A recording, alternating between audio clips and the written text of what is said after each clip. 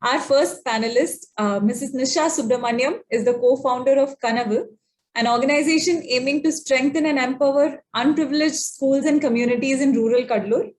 Our second panelist, Anandita, is the co-founder of Alag Soch, an organization working towards integrating socio-emotional learning in education space in West Bengal. This discussion will be moderated by our very own Mrs. Veena Sagar, who has been in the education space for over 25 years. She has been a mentor at Edumentum since 2017. Ms. Veena has donned the hats of a teacher, a school administrator, and is currently an education consultant at Shiksha Loka.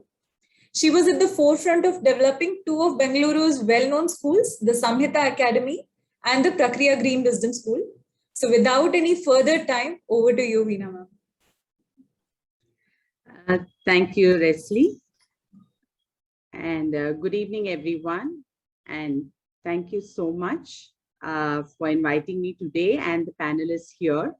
I'd like to thank Team Edumentum, especially because you always create these amazing spaces and opportunities for interaction, which increases our collective learning. A special welcome to the speakers on the panel. I have with me Nisha and Anandita, who will be sharing their experiences from the ground. Our topic today is about how COVID has affected both learning and the well-being of students, teachers, community, and not to forget the entrepreneurs in this space. Let's start with a quick round of introductions. Can you please introduce yourself and your organization? Anandita. Thank you so much, Veena ma'am. So good evening, everyone. My name is Anandita, and I'm the founder of Alag Soch Reimagining Shiksha. Alag Soch is based out of West Bengal, and we work in collaboration with the West Bengal government on West Bengal's government schools. Our vision is to redefine education for each child in every school using the tenets of social and emotional learning. We work primarily with teachers, school leaders, and students to transform teaching and learning pedagogical practices, merge social emotional learning into the core curriculum, and make curriculum contextual to the lives of our children. Thank you. Nisha, can you please share? Yes. Good evening, everybody. My name is Nisha. I'm a co-founder at Kanavu. Kanavu means dreams in Tamil. And we work with the vision of Kanavu Meipada Vendum, which is all dreams must come true. We work with the vision to say that circumstance should not dictate one's destiny. We work in rural Kadalur, where there is so much circumstance, where there are so many odds against all of our stakeholders. And our vision is that we are able to create teachers and students and school leaders who are able to fight these circumstances effectively and realize their own individual and collective dreams. We work with 55 teachers across 5 schools, 5 school leaders, serving 1,300 children in rural Kadalur and Tamil Nadu. And very grateful to be here on this panel and have a great discussion this evening. Thank you both. To work in the development sector needs a lot of passion, and to continue to work needs a high level of motivation. What keeps you going? If we can start with you, Nisha. Sure. To answer this question, I'm going to go back to 2010. That was my first year of working. I had an opportunity to, I chose to study my undergraduate in sociology. I did my master's in journalism. And the idea of a power of written words stuck to me really, just how powerful words have been in transforming the world. I was very inspired when I did my master's. But very soon I realized that the power of words is with very few people. And if everybody, especially the oppressed people, have to have access, have to have a voice, then the power of the written word should be available, should be accessible to everyone. That's what motivated me to apply to the Teach for India Fellowship. In 2010, I worked as a class teacher of 3rd standard children, taught for 2 years, and I think those 2 years have been very powerful reminder for me that how difficult change is and that change is possible. Those 2 years, I think, laid the foundation for believing in the power of a teacher. The students I taught then are now, they've completed school. Some of them are joining college, and I no longer I don't know if I'll even remember who they are. I remember them as tiny children, and just that sense of possibility keeps me going through challenges. Right now, I remind myself that 10 years later, the path will look very different because of the effort we've taken right now. At Kanava, in our work currently, I'd like to talk about 2 things that keep me going. I think one is the ecosystem, which is our stakeholders, our teachers, our principals. We've chosen to live and work in a school. In one of the school campuses, we live there and we work with the 5 schools there. That is a very grounding experience. And that really keeps us going to say, when we see our stakeholders go through their everyday struggle with so much grace, that is one thing that keeps us going. Ecosystem partners, like we've been a part of this Edumentum Fellowship, just different organizations connecting to different co-founders, I would say, has been the second big thing that keeps us going. And ultimately, I think we've really missed seeing children. I think one thing for me that's kept me going in the past 10 years is that joy when a child reads, the joy when a child figures something, the joy that the teacher has when she's been able to enable that. I would say these are a few things that's kept me going. Yeah. Wow, Nisha, thank you. That is quite powerful, making the power of written words accessible to everyone. Keep going. More power to you. Anandita, can we hear from you? Yes, so lovely to hear from Nisha. And I think I was just going back to my own classroom days while she was talking about her classroom. So very similar kind of an experience which starts inside the classroom, uh, which made me realize that this is what I want to do. But I think it started even before. I think it derives out of my primary experience as a child and later as a teacher.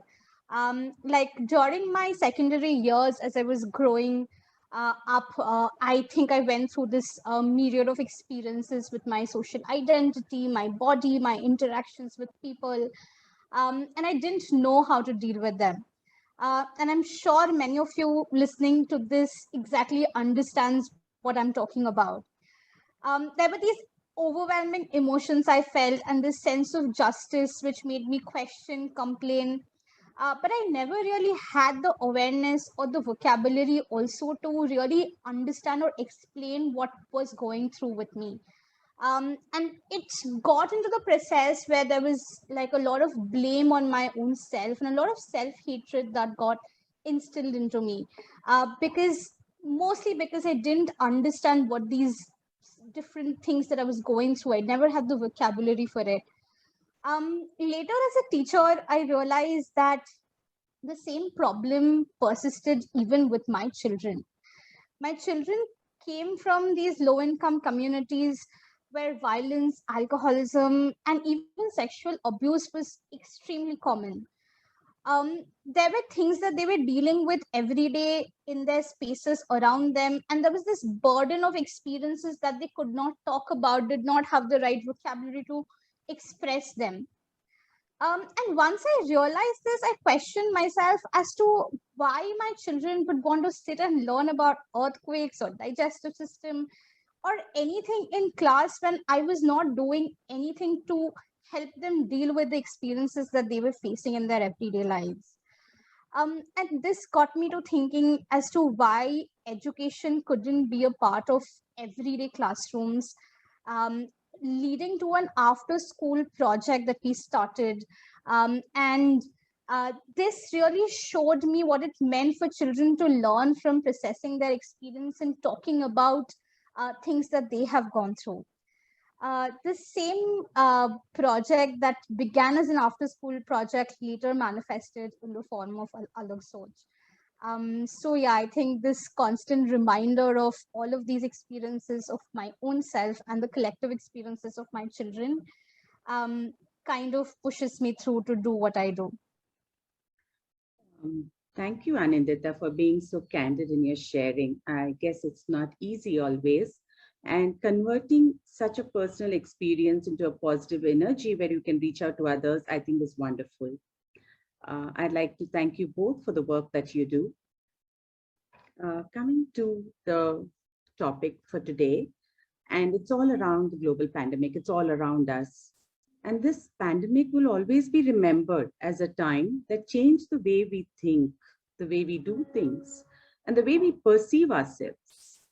The crisis has also opened our eyes to the fact that we are all connected, interconnected to our communities, to the society, and to the globe. The consequences are many, and education is not immune from this change. School closure has impacted students' academic learning. School closure has impacted students' socio-emotional learning. School closure has affected students as much as it has affected teachers, parents, and school leaders in ways we are yet to comprehend the full impact.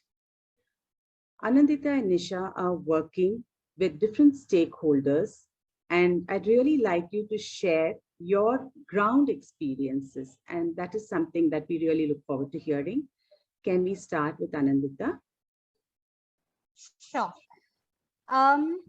So I will talk about basically two levels of struggle. But before that, I work in a geography that is West Bengal, where there has not really been a lot of ground level education NGOs working with the government at government schools in West Bengal to kind of work on student learning, teacher leadership, and all of these pieces.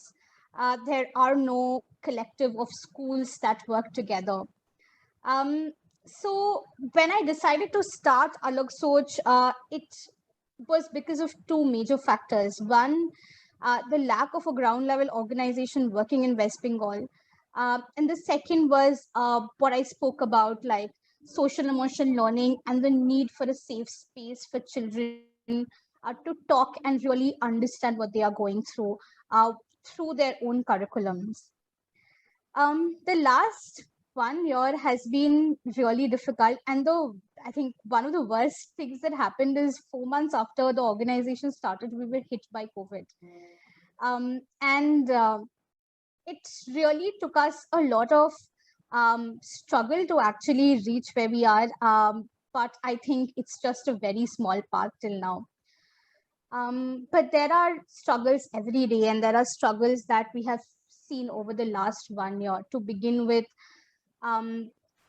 these communities that we work with in West Bengal, the picture looks very similar. There's sexual violence, there's girl-child marriage, and there is a bigger problem of child trafficking that happens, which means that our communities, our homes, that our children come from are not safe.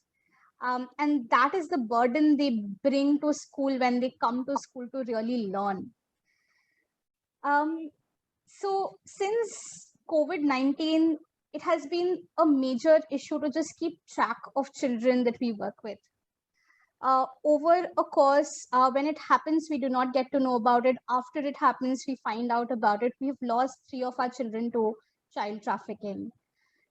More than 10 children have been married off before they turned 18. And I'm sure all of us who have some understanding of the ground realities know that this is extremely common in the social sector. And we lost one of our children to severe depression, finally resulting in suicide. And along with that, we have data around the number of sexual violences that has happened around this time. And while we cannot reveal the numbers, I can only see that the picture is really grim. When these incidents take place, it does not really affect one child, but it affects everyone around them. And once these happen, we try to talk to our children about these incidents that are taking place. And just to talk about one of our children. So Stuti is a grade 9 kid in one of our schools. And during one SEI session, when we were talking about these issues, Suti shared what it meant for her to never see or know what happened to her closest friend, and how a part of her blames herself for not being able to do something about it. And our students deal with these every day. Like, this is what is their lives every day, in the spaces that they live in. While that is one level of struggle, there is a complete different level of struggle in terms of just climate change that has happened, especially in Bengal, with huge number of storms coming in. We have this session called "What Are Our Fears," where a child wrote, "I fear the storm. Whenever the sky turns black, I'm scared that another storm will wash away my house." The Amphan had destroyed this child's house, and in the last 2 years, two storms have ravaged Bengal. And as much as we try to forget about these, they etch differently in our children's minds. So while these are different issues that we hear about, there is a struggle that is also going on for our teachers. While these affect our children's mental health, the teachers who know these children, they are also being affected by all of these issues, including the COVID crisis. Many of our teachers and their families were affected by it. And therefore, overall, this has been a really, really difficult year for us. But I think one more level of struggle is something that I want to talk about. And sorry for just going on too much about this struggle, but I think this is something that is required to talk about.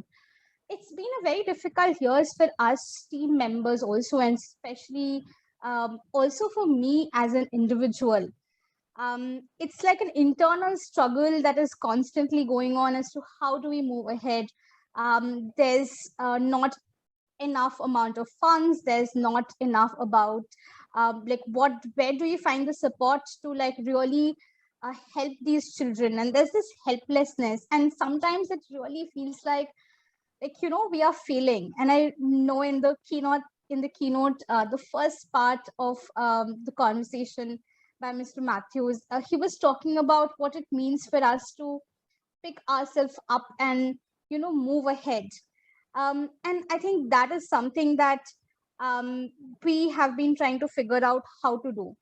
But I want to acknowledge the fact that there is something, when we talk about mental health, there's also something called founders depression. And in the past year, we know about people who have passed away, who are leading organizations. And this is something that I think we really, all of us need to keep in mind and really need to check on each other and really work as a collective and anchor ourselves to the small things that are happening and celebrate them. Like for me, I've decided to take baby steps as we move ahead, because as a 1-year-old organization in the nonprofit sector, I have accepted that there are not going to be enough funds and there is going to be struggle.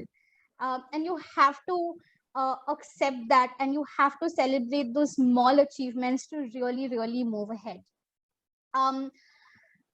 At the same time, I honestly want to thank Edumentum, because I think over last 1 year, there has been so many times I've just spoken about how difficult things have been and there has always been this space to like really listen and understand and help us move ahead from there. To celebrate the bigger victories after the struggle we've been able to build this partnership with the West Bengal government, something which felt really impossible for a while. We have also been able to conduct like multiple teacher training sessions, plus one of our online projects, we call it the Project Yellow, which when we started had really, really low engagement rates at like 23% in December, to 61% last month. During one of our sessions in May, one of our child, Dhatri, shared that, Didi, I enjoy talking about these things and answering these questions so much that even though I don't have a phone, I go to my neighbor's house to use their phone to be a part of these sessions. And I believe these small things really matter. And these are small things that we have been looking forward to make us move ahead. So yeah, so I think it's been a lot of struggle, but I think there is going to be struggle, and how do we really anchor ourselves and move ahead is the question that um, I have always been wondering. Thank you so much. Veena ma'am, over to you. Absolutely, Anandita. Thank you for sharing that. And I think in spite of everything that has been happening around us, I think one thing that we have all been sure of is that learning has to continue. And that is the ray of hope with which we are all working. Nisha, can you please come in now and share your experiences? Yeah. Thank you so much, Anandita, for sharing this and just anchoring it also on a sense of hope. I found myself going from feeling very like difficult and hopeless to feeling hopeful towards the end. I'll share a little bit about what have been some of the key challenges and then just some of our sort of thoughts to it. I think just uncertainty has become the norm with the pandemic. And I think a really huge sort of a challenge has been managing uncertainty at all levels. So right from the student level, uncertainty of who are the children who are showing up, how many of them are able to do certain learning tasks. What about children who are not able to do learning tasks? These have been some of the really big questions. I think initially when the pandemic hit, there was really a concern of our students safe. How many of them are we able to reach? We're not able to reach too many children. But as sort of somewhere between June 2020, when it became very clear that something is here to stay, and like Veena ma'am shared, one thing that's certain is that somehow can we continue learning. For the children who do have access, can we continue learning? That brought us to a point where, of course, the digital divide was a huge challenge. I know there's so much talk and everything going around saying, oh, like India is getting digitalized, everything is improving. If you try to get one child to do tasks, learning tasks regularly online throughout the year, anybody who says digital India is happening will sort of think twice before that, right? Right from infrastructure, like there isn't power to charge phones, there is a network. Even if there's network, sort of messages load, videos don't load. The entire family shares one phone. So then if there are 3 or 4 children in the house, and then there's also a parent who's trying to find a job. So while yes, is there an access to phone? There is, but that does that ensure seamlessly learning is able to happen? Definitely not. So that's been sort of a huge challenge for us. I think the larger category of challenge has been the uncertainties with teachers. A lot of teachers' families have decided to get them married, which meant we've lost quite a number of teachers because they moved out of their jobs because families like they have to get them married, and then with that the school compositions have changed, and we've had to sort of rearrange classrooms in such a manner that every child is still getting that support. Really sort of we work with affordable private schools and across different villages in rural Kadalur, and hence a really sort of a huge challenge has been keeping parents invested in the idea that your child can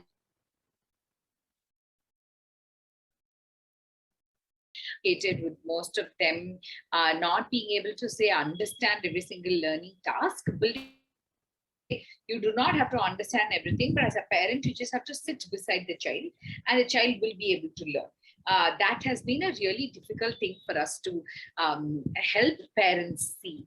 The last year's Pratham ACER survey also talks about for the children who are doing learning tasks from home, they are able to do that because somebody at home is supporting them. Could be an elder sibling or a parent or someone in the community, and just finding that champion for every child is a huge challenge.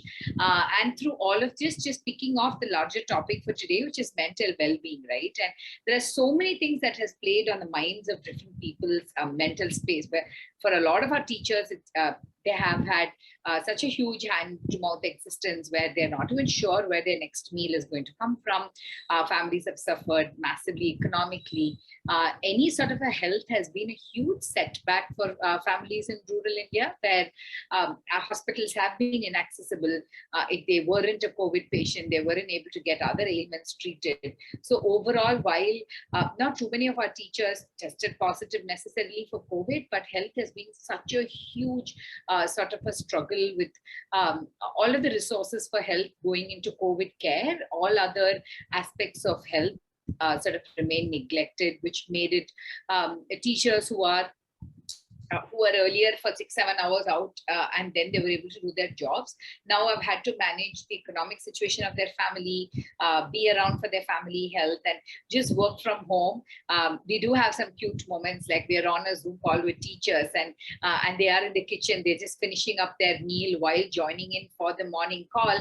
And we know it's a huge challenge for her and we know that even in an urban, even in a corporate setup, we talk a lot about how for women, just balancing family and career is such a huge challenge, and India doesn't have systems that is setting women up for success. So imagine this teacher in a very remote village who's sort of still finding her space at home. And for a lot of our teachers, initially, the challenge was just that I don't have a quiet place where I can go sit. There is no way I can take a video call because there's no place where I can go sit quietly. And my family will sort of think of it as a weird thing if I went and sat somewhere. To really start literally from, okay, can we ideate to see where you could go sit to take this video call? So to make one child learn, there is so much that has to fall into place, and then just like consistency of recharges has also been like a huge issue where, and it has been understandable that when a family is really struggling with different things, will they prioritize recharging the phone for 200 rupees? But if that is not available, then sort of the parent investment also drops. So all of this has been like a huge sort of a challenge, and then a really big sort of a difficult thing. We're trying to get our head around this the huge enrollment drive happening in government schools, and it's great if public education is getting strengthened and children are going. And what we find happening right now is children are neither here nor there. Nor are they in an affordable private school. They're not yet enrolled in a government school, and sort of constantly left wondering that if over 45 to 50% of India's children today do study in private schools, so then what are we thinking about bringing both of these worlds together in a larger macro sense? That's been a challenge. I would definitely think different people's resilience and hopelessness did not always match. So at some point we are very hopeful, and then we find that the teacher team is really demotivated. In fact, sometime in September, we were having this conversation with Veena ma'am as well, where we were talking about how do we continue to keep our teachers motivated last year around the same time. So I think just that has been very difficult. While the pandemic is a collective experience, each one of us experienced it differently. When one of our co-founders had COVID as well, for sure the morale dropped, the energy with which we could pursue something definitely dropped, and so it's been a year of ups and downs, and I do think being aware of these challenges at all times and constantly holding the truth of saying this is challenging, but we want to definitely ensure that even if this means that some children are learning something, that's still important, and we want to keep it going. That's sort of been what's helped us work through this challenge. Thank you, Nisha. I think, and this goes back to the thought that it's so important for all of us to be connected, interconnected, to understand challenges and keep ourselves motivated. As we move forward, there are many more challenges, and considerable efforts will also be needed to ensure that students return to school, they catch up on lost learning, they are supported in their social and emotional needs, not only students, but also teachers and school leaders. And we all have to adapt to the new normal. It would be interesting to listen to your thoughts on the way forward. Can we start with you, Nisha? Sure. To share a little bit about the way forward, I'd like to share a little story about one of our teachers. So Gautami Miss joined us 3.5 years ago, and she's a mother of 2 children who study in our school. And over the years, she came in as a very timid, scared person. Even if I were to walk into her class for an observation, she would immediately like stand up and feel very scared and jittery. And over the years, we've learned that she has quite a difficult situation at home. A lot of domestic abuse happens at her home. And while she herself has an aspiration to be an earning woman, she doesn't have the kind of support at home. Through the pandemic, things have only gotten more difficult for her, with her husband losing a job and her husband not very happy with her, and sort of working from home, using a phone regularly. And literally at every level, she's had to pick battles. She's literally had to finish cooking, pretend like she's sort of not doing anything, keep her phone in hiding, and still be in touch with her children, because we're running an online learning program. So basically, like everything has been like really difficult for her, and we're also doing a very strong teacher professional development program through all of this. So for the past 1.5 years, our teachers have been reading different books and like on their phones and engaging with news, and they've been writing opinion pieces, and it's in that sense, it's been a great opportunity to work in a very holistic manner with our teacher. And we see how Gautami Miss has grown so much in her ability to express her opinions. And in one of the reflection circles, she shared how she used to be really scared of meeting people in person, and how she's discovered that she can write her thoughts. And once her thoughts are written down, she can share it very boldly.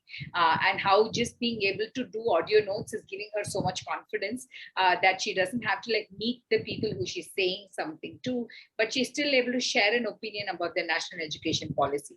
Or recently, just yesterday for Women's Equality Day, she had written something about dreaming of a world where all women are equal. And her reflection was that how this online paradigm has given her a different kind of a voice. She's a great example, and we think about how some pockets of how we are working right now could work for different teachers. And a really big way forward for us is, are we really skilling until the last mile connectivity, which is the entire last year for us has been spent upskilling our teachers, helping our teach for over 60% of teachers, we raised funds and we got them phones, which meant for the first time they were having a phone in their hand. And we had to literally teach them, how do you type a message? Where do you press send? How do you take a screenshot? And how do you sort of share something on WhatsApp? We actually did like a WhatsApp training for our teachers. And then we see that and once that is set, then they are learning and growing. Their ability to access information is so much higher. So now is our focus right now supporting parents with understanding how to operate a phone. So just ensuring until the last mile, is there skills in this ecosystem for the digital sort of way of learning to flourish. Even if schools open, it's still going to be at a 50%. There are still going to be like lockdowns. So just really thinking seriously about how are we skilling and the capacity building parents who we work with is sort of one big way forward. I think the second, like I've shared earlier, our teachers have been hugely motivated because how much they have been learning. It's been very difficult for them to, beyond a point when a child doesn't have access to a device, a teacher is not feeling successful with that child. It has been a very difficult phase for teachers to stay motivated. But we do notice that what seems to be in their locus of control, and every time they're learning something, constantly we hear in reflection circles how they're saying, ma'am, when we go back to school, we're going to do this. And we're hearing teachers say, I'm going to be so much better in data tracking when I go back to school. Just that excitement they have to say, now I know that when I get assessment data, I can immediately put it into a pie chart and I'm going to be doing differentiation with my kids. So it's giving them a lot of hope for them to know that they are learning skills that's making them a better teacher. So it's really thinking a lot about strengthening that track and focusing on their learning and just helping them be better through this journey. That's sort of a really big thing. These are two big things we're thinking as a way forward. As broader thoughts, I think we're thinking a lot about, Cuddalore is a very resource crunched sort of a district. It always ranks last in the grade 10 and 12 scores. It was hit very badly by tsunami. So just thinking a lot about the region itself, like we were just thinking about how should we sort of have emergency funds? Should we think about sustainability of Kanava's work here to also include us being able to step up and support our communities with all the geographical and the operational difficulties that they have to be operating in this ecosystem. And we're also exploring what is Kanava's role in putting out holistic and quality content out there. We're excited to start to explore with Vidya Viday if some of the stories we've created can be up on Vidya Viday's platform. So the content quality, Tamil content is reaching out to more children in Tamil Nadu. So for Kanava, this is a way forward to say, we spent the last 1.5 years going back to teaching. It's been great. It's been a year where I've had the opportunity to go back to really think about how can addition be taught conceptually to a second grade child through a video. And that's really been an exciting journey. And can we take that learning to more children by partnering with the right organization? These are sort of some ways we are thinking ahead, and just thinking of these ways ahead gives us hope. Being in spaces like these gives us a lot of hope to say that we can come together and sort of fight this battle together. Thank you so much, Nisha. I'd really like to thank both Anandita and Nisha for bringing their personal experiences and insights into this discussion.